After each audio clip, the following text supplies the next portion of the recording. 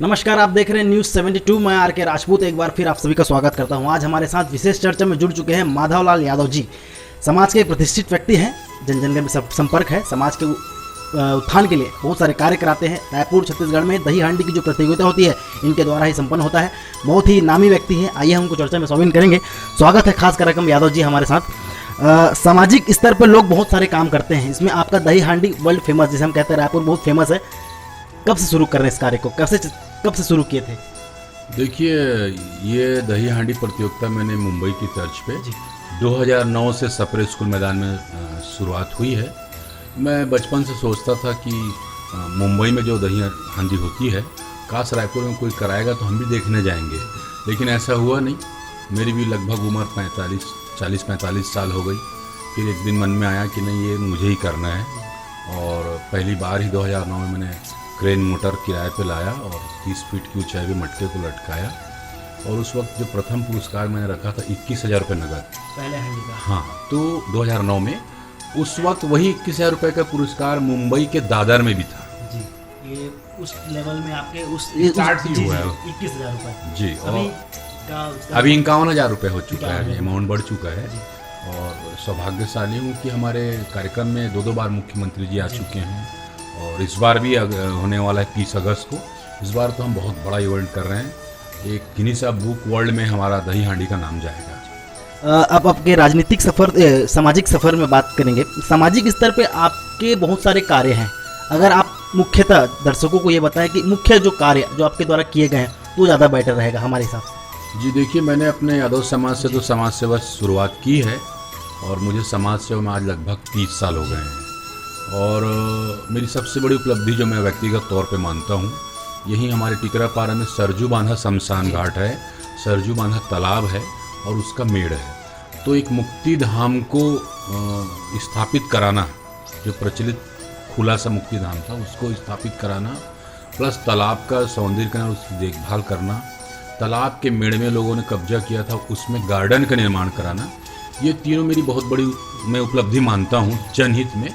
और 500 पेड़ मैंने लगवाए हैं जो पूर्वजों के नाम पर, किसी के भी पूर्वज हों उनके नाम पर मैंने वहाँ पेड़ भी लगवाए हैं। सेकंड वन, यही टिकरापारा में हम चूँकि मध्यम वर्गीय और गरीब परिवार के लोग हैं, महिलाएं जो है खुले में शौच जाया करती थी और बहुत अपमानजनक स्थिति हुआ करता था। मैं उस ज़माने में तरुण चटर्जी और नगर निगम RDS से लड़ भिड़ के सुलभ शौचालय मैंने यहाँ पे सार्वजनिक बनवाया था, आज भी है, लोग उपयोग कर रहे हैं। इसे भी मैं अपनी व्यक्तिगत उपलब्धि मानता हूँ। सामाजिक स्तर पे आप किस पद पे हैं अभी वर्तमान में? जी, अभी मैं प्रदेश अध्यक्ष हूँ यादव महासंघ छत्तीसगढ़ का। इससे पहले मैं राष्ट्रीय महासचिव था अखिल भारतवर्ष यूथ विंग का, नेशनल लेवल पे। इस पद में हम यादव जी, एक सवाल रहेगा, सामाजिक दृष्टिकोण से मैं पूछ रहा हूँ, अभी की वास्तविकता समाज की क्या है? बदलाव हुआ है पहले के समाज और अभी के समाज में? कितना जमीन आसमान का फर्क है? जी, जब मैंने शुरुआत की थी तो वो पुरानी रूढ़िवादी परंपराएं थी, उन परंपराओं को मैंने तोड़ा, बहुत सारे ऐसे नियम बनाए। जैसे छोटी सी बात है, एक लड्डू की साइज भी अगर छोटी हो तो लोग न्याय पंचायती करने लग जाते थे। मैं समाज में भी 2-3 चीज़ों को अपनी बड़ी उपलब्धि मानता हूँ। एक तो मैंने मृत्यु भोज को बंद कराने में बहुत बड़ा पहल किया। उसमें मैंने यही ऑप्शन दिया है कि आप 5 छोटे बच्चों को भोजन करवा दीजिए, वो मृत्यु भोज संपन्न, कोई न्याय पंचायती नहीं होगा इसमें। एक दूसरी बात, मैंने महिलाओं को सबल बनाने के लिए, हमारी समाज में ज़्यादातर बर्तन चौका मांझा करती है, आप लोग जानते हैं, उसे बंद कराने के लिए मैंने विकल्प दिया कि आप जो है अचार, पापड़, बड़ी, इनके खुद के प्रोडक्ट बनाइए। मैंने प्रशिक्षण शिविर लगवाया 25 साल पहले, और महिलाओं ने प्रशिक्षण लिया और वो सब बर्तन चौका मांझा बंद कर चुकी हैं, अपना स्वयं का व्यवसाय कर रही हैं। इसे मैं बड़ी उपलब्धि मानता हूँ। समाज में मेरा पहले आज भी यही प्रयास है कि हम सभी यादव जो हैं आपस में रोटी बेटी का संबंध करें, और झेरिया कोसरिया देसा ठेठवार इस टाइप की बातें ना करके हम समस्त यादव एक हो जाएं, ये प्रयास चल रहा है। यादव जी, एक बात हमें चर्चा में लाना चाहिए। हमें ज्ञात है, संज्ञान में हमारे बात में आया कि गौधन, गायों से संबंधित कुछ चीज़ें आपने छत्तीसगढ़ शासन को इस बारे में जानकारी कुछ दिया था, इस चीज़ को अगर आप खुद प्रदर्शित करें। जी देखिए, ऐसा है, 2 साल पहले हमारे गौ स्वावलंबन अभियान, हमारी एक संस्था थी जिसके संरक्षक आदरणीय बिसरा राम यादव जी, प्रदेश संयोजक भुवनेश्वर साहू जी, और मैं रायपुर महानगर संयोजक था।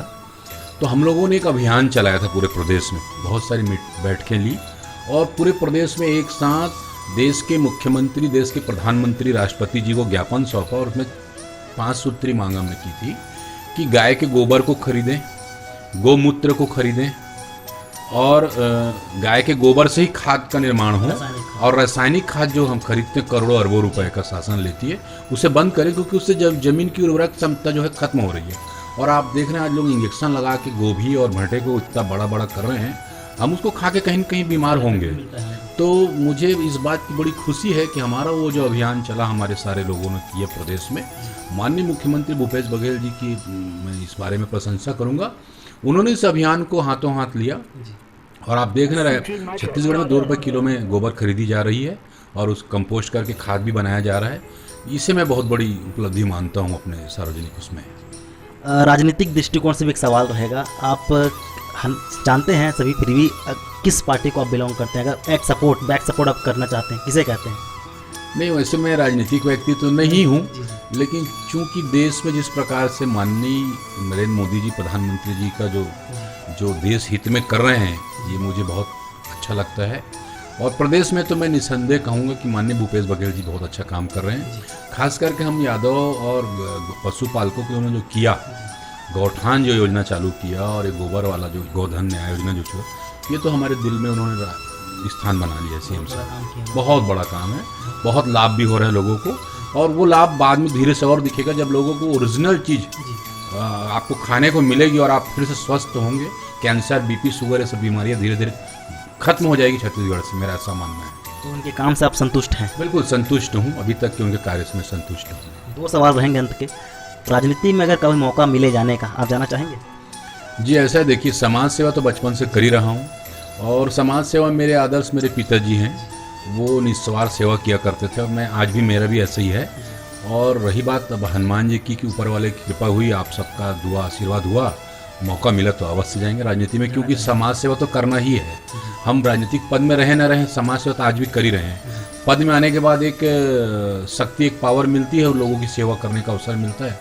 निसंदेह जाना चाहूँगा। मौका मिला बिल्कुल जाएंगे? बिल्कुल जाऊँगा। अंत में एक सवाल रहेगा, आप सामाजिक कार्य करते हैं, सामाजिक लोगों के लिए उत्थान के लिए आपने बहुत सारे काम किए हैं। अगर हम लास्ट में एक बात करें, कोविड के समय में जिस प्रकार के हालात थे समाज में, लोगों की जो बेरोजगार हैं और जिनकी आमदनी बिल्कुल कम है, तो वैसे लोगों की आपने किस तरह से सहायता की थी? देखिए, मैंने यहाँ पे समाज में मीटिंग रखी और वहाँ प्रस्ताव रखा और एक फंड भी मैंने क्रिएट करवाया समाज में, और सबसे पहले मैंने राशि भी मैंने दी। मैंने कहा कि क्यों बहुत से हमारे भाई जो रिक्शा चलाते हैं, कोई ठेला चलाता है, कोई सब्जी बेचता है, कोई किसी के यहाँ काम करने जाता है, तो वो तो काम वाली बाई भी नहीं जा रही थी कोविड में, तो भी प्रतिबंध था। तो मैंने लोगों से कहा या तो हम इनको मदद करें तो 500-500 रुपया नगद, ताकि वो कुछ चावल सब्जी ले सकें, ये हमने उनको दिलवाया। प्लस उसके बाद भी कहा कि आपको और चाहिए होगा और देंगे, भंडारा की जगह पर भंडारा भी कराएंगे। मुख्यमंत्री सहायता कोष में भी हमने समाज अपनी ओर से 5,000 रुपये की राशि वहाँ भी भिजवाई।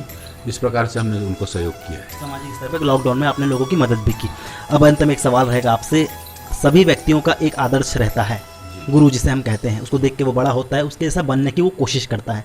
आपकी ज़िंदगी में ऐसा कौन है व्यक्ति जो इसको आप अपना आदर्श, अपना गुरु मानते हैं? देखिए, मेरे ज़िंदगी में अगर कोई इंसान महत्व रखता है तो वो मेरे पिताजी पूज्यनीय स्वर्गीय श्री बंसीलाल यादव जी। मैं तो बहुत छोटा था जब उनकी डेथ हो गई थी।